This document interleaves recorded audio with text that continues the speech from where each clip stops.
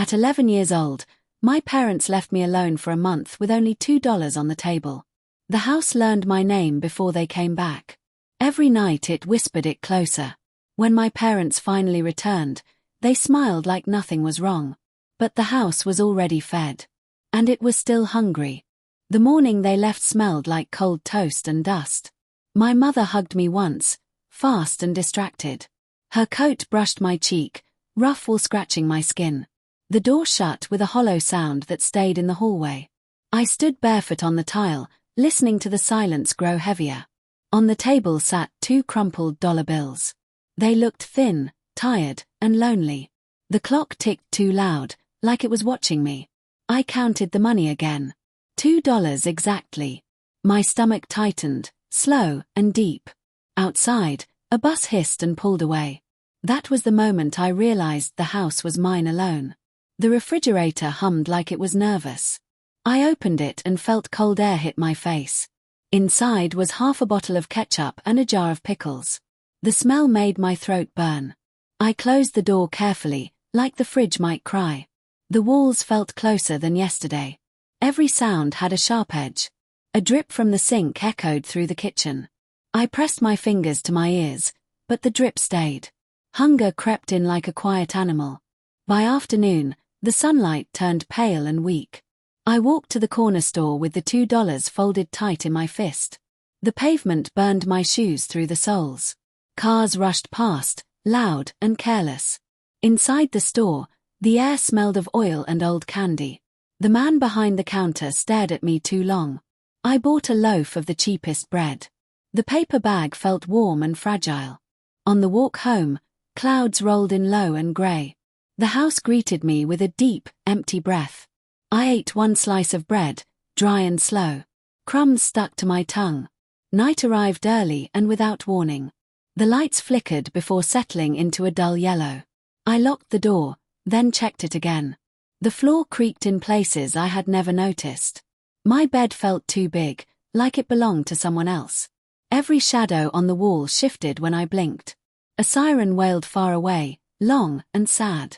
Sleep came in pieces, thin and broken. On the 3rd night, the power went out. Darkness filled the rooms like water. I smelled something sour and metallic. The air felt colder, thicker. I heard a sound from the kitchen. Not the drip. Something heavier. Slow footsteps pressed into the floorboards. My heart slammed so hard it hurt my chest. I held my breath, tasting dust and fear. The sound stopped right outside my door. I felt the vibration through the mattress. A shape blocked the thin line of moonlight under the door. My fingers went numb as the handle began to turn. The handle turned with a slow, deliberate click. Metal whispered against metal. I tasted blood where my teeth pressed into my lip. The door did not open. The handle stopped, frozen, like it was listening to me breathe. My chest burned as I forced the air to stay inside. The shape under the door shifted. Moonlight stretched, then snapped away. Footsteps retreated, dragging softly across the floor. I waited, counting my heartbeats without numbers. The silence returned, heavier than before. I did not sleep again that night. Morning arrived pale and weak, leaking through the curtains. My eyes felt hot and gritty. The house smelled wrong, like damp wood and cold metal. I stepped into the hallway slowly. Every board complained under my weight. The front door stood locked, just as I left it. But the kitchen chair was not where it belonged. It faced the hallway, pulled out slightly. A thin scratch marked the floor beneath it. My skin prickled from neck to arms. I backed away and locked myself in the bathroom. The mirror showed a smaller version of me. My eyes looked too big. My face looked hollow. I washed my hands even though they were clean. The water ran rusty for a moment, then cleared. I drank from the tap, ignoring the taste. By the 5th day, the bread was gone. My stomach growled constantly, sharp and demanding. I learned how long a minute really was. I learned how loud silence could scream. At night, I heard whispers in the walls. They slid through the plaster like insects. I slept with a chair against my door. It did not make me feel safer. On the 7th day, someone knocked. 3 slow taps. Each one sank into my bones. I stood frozen behind the door. The knocking came again, harder. A voice followed, low and calm. It said my name. I did not answer. The voice sighed, close enough to feel. Footsteps moved away. Later, I found muddy prints by the back window. Small, careful prints. They circled the house. Days blurred together after that. I ate ketchup packets I found in a drawer. I drank water until my stomach hurt. At night, the footsteps returned. Always slow. Always patient. Sometimes the handle rattled. Sometimes it stayed still, like it knew I was watching. On the 29th day, the sound changed. Laughter slipped through the hallway. Soft. Wrong.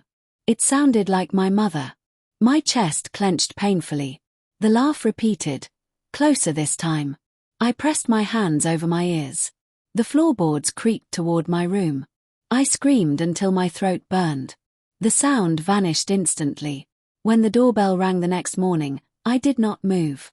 The ringing continued, cheerful and bright. Keys jingled outside. The lock turned easily. Sunlight flooded the hallway.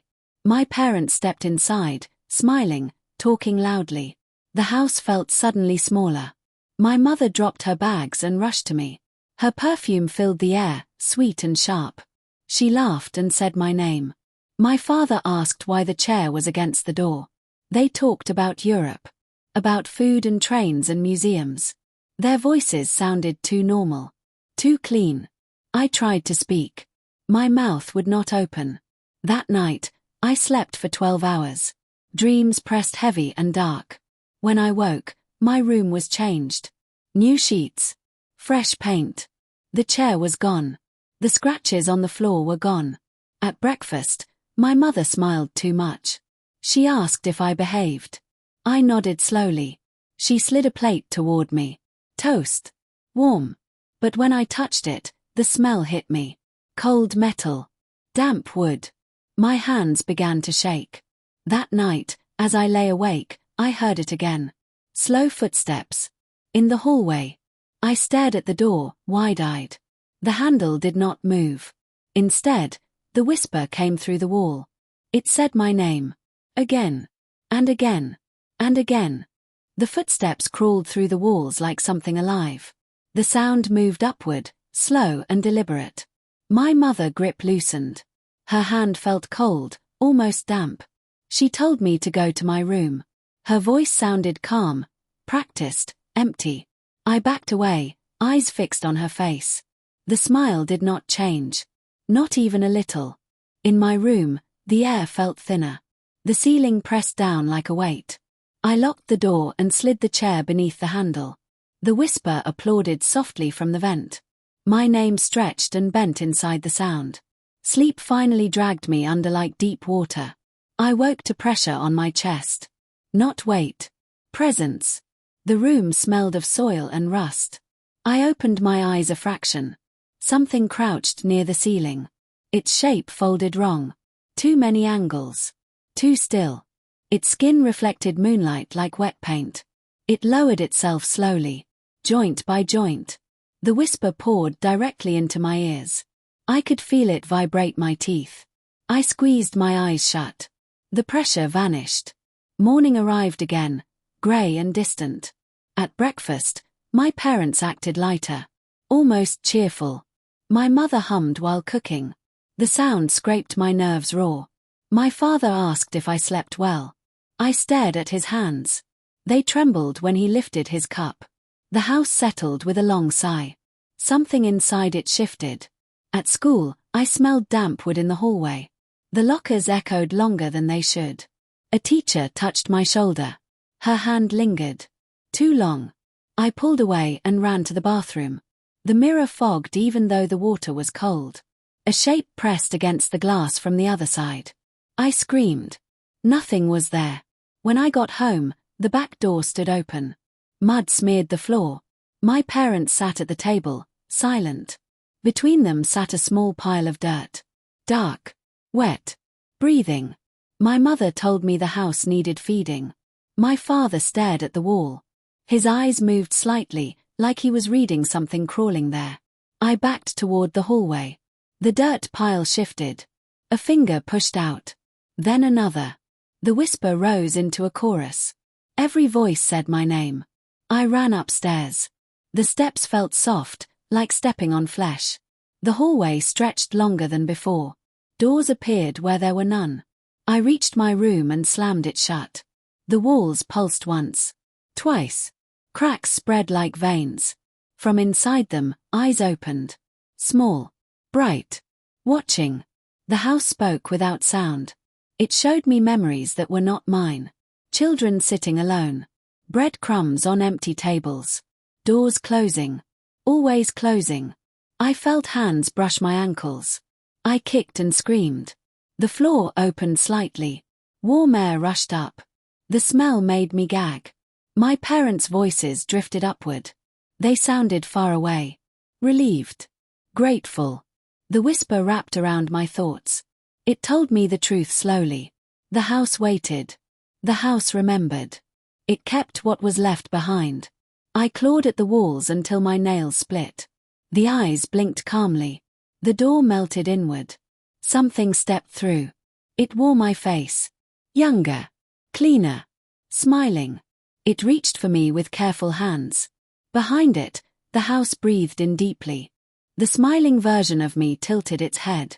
Its eyes reflected the room like dark glass. It stepped closer, careful and slow. The floor sighed under its feet. I backed away until my shoulders met the wall. The wall felt warm. It pulsed like skin. The other me raised a hand. Its fingers were too long. Too smooth. The whisper softened, almost kind. It promised quiet. It promised never being alone. The house leaned in to listen. I felt the air press against my ears. My heart hammered so hard it blurred my vision. I pushed past the smiling thing. Its touch grazed my sleeve. Cold shot up my arm. The hallway bent as I ran. Corners stretched. Doors slid away from me. The eyes in the walls tracked every step. A laugh bubbled up from beneath the floor. It sounded proud. The stairs dropped under my feet. I fell and hit the landing hard. Pain burst through my side. The smell of dirt filled my mouth. I crawled toward the front door. The lock rattled as if excited. Behind me, footsteps multiplied. Soft. Bare. Patient. I reached the door and twisted the handle. It did not open. The wood rippled under my palm. Words formed in the grain. Stay. My parents' voices rose from the living room. They spoke in harmony. They thanked the house. They promised another month soon. The smiling me appeared beside them. It waved. My mother looked at it with relief. My father nodded like a debt was paid. The house exhaled. Dust drifted from the ceiling like snow. I screamed until my throat tore. The sound vanished before it reached my ears. Hands lifted me gently. Too many hands. They carried me down. Down through the floor. The air grew thick and wet. Light faded to a dull red glow. I smelled iron and roots. The walls narrowed around me. Names were carved into them. Hundreds. Some fresh. Some old and worn smooth. I was set down in a small room. No corners. Only curves. The floor was soft and warm. The whisper settled into a steady hum. It wrapped around my thoughts. It showed me days repeating. Children waiting. Parents leaving. Doors closing softly. The house growing stronger. I pressed my hands to my ears. The hum vibrated through my bones. A crack opened in the wall. Light spilled through. I crawled toward it. The crack widened with a wet sound. Cold air rushed in. I pulled myself through. The house shrieked without noise. Roots lashed at my legs. I kicked and tore free. I tumbled into the crawl space beneath the porch. Dust filled my lungs. I lay still, listening. The house settled again. Footsteps paced above me. Confused. Angry. I waited until night thickened. I crawled out into the yard. Grass cut my palms. The sky felt enormous. Stars burned sharp and distant. I ran without looking back. My legs screamed. My chest burned. I did not stop at the road. I did not stop at the trees. I ran until my vision tunneled. Lights appeared ahead. A gas station hummed awake in the dark. I collapsed by the door. Hands lifted me again. Human hands. Rough. Warm. Voices shouted. Questions spilled over me. I stared at the ceiling lights. They flickered but stayed on. I slept for a long time. When I woke, the smell was gone. Weeks passed. I stayed with strangers. They spoke softly. They locked doors at night. I learned to breathe again. But sometimes, in quiet rooms, I hear the hum. Low. Patient. Learning new paths. The hum followed me into waking hours. It hid beneath normal sounds. Under traffic. Under voices. Under my own breathing. At night, I felt it most. It pressed against my ribs like a second heartbeat. The stranger's house smelled of soap and clean wood. No dampness. No metal. Still, I slept with my back to the wall. The ceiling fan clicked softly. Each click felt counted. A woman with tired eyes brought me food. Warm soup. Soft bread. My hands shook as I ate. She watched without blinking. Too carefully. A man spoke on the phone in the other room. Words like report and missing floated through the air. I kept seeing my parents' faces. Smiling. Relieved. Empty. On the fourth night, the hum grew louder. It matched the rhythm of the house pipes. I followed the sound down the hallway. Bare feet on cool floor. The hum gathered near the door. I pressed my ear to the wood. Silence on the other side. Then a whisper. Not my name. An address. I stumbled back, breath sharp and painful. The door handle turned slightly. Stopped. I locked myself in the bathroom. The mirror fogged again. A shape formed in the steam. Not clear. Not finished. It watched me breathe. Morning came late and grey. The stranger's house felt altered. Walls closer. Corners deeper. The woman asked if I slept. I nodded once. A lie tasted bitter. That afternoon, a car pulled into the driveway. My chest tightened. A man in uniform stepped out. Behind him, my parents. They looked smaller. Wrinkled. Their smiles did not reach their eyes. My mother held out her arms. Her shadow moved wrong. It lagged behind her steps. I backed away slowly. The hum surged, excited. The man spoke gently. He said words like misunderstanding and family. My father watched the house. Not me. He nodded too quickly. I screamed when my mother touched my shoulder. Her hand felt hollow. Like air pressed into skin.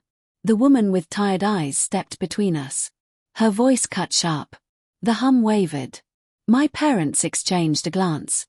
Fear flickered across their faces. Real fear. They left without arguing. The car drove away. Dust settled slowly. That night, the hum retreated. Not gone. Waiting. Days turned into weeks. I was moved again. New walls. New locks. New rules. I learned how to sit quietly. How to listen for what did not belong. I grew taller. Thinner. Harder. At 13, I dreamed of roots climbing through my bed. At 14, I woke with dirt under my nails. At 15, I stopped dreaming altogether. The hum learned patience. It visited less often. When it came, it brought pictures. Empty houses. Children alone. $2 on tables. Doors closing. Always closing. One winter evening, years later, I passed my old street. The house still stood. Fresh paint. New windows. A family unloading boxes. A child about my age stood on the porch. Small. Quiet. Watching the door. The hum swelled until my vision blurred. I screamed for them to run. My voice died in the cold air. The door closed behind the child. The house breathed in. I kept walking. Hands shaking. Heart burning. The hum followed. Satisfied. It had learned something from me. It had learned how to wait. I stopped walking at the corner and breathed until the shaking slowed. The hum softened. Disappointed but calm. I understood then what it wanted from me. Not my body. Not my voice. My memory. I turned back and knocked on the neighbor door. An older woman opened it. cautious and alert. I told her everything in a steady voice. I did not rush. I did not leave out the fear. She listened without interrupting. Her eyes stayed sharp. She called others. Lights came on across the street. The house noticed. Its windows darkened. Its breath caught. The child did not come back outside. But the street stayed awake. I left as dawn began to rise. The sky washed itself pale and clean. Years passed after that. I grew older. Stronger. I learned to trust my senses again. The hum faded into a distant echo. Sometimes I still feel it when a door closes too softly. When a house feels too patient. I pause. I listen. And if something feels wrong, I speak. Because houses remember silence. And they grow on what is left behind.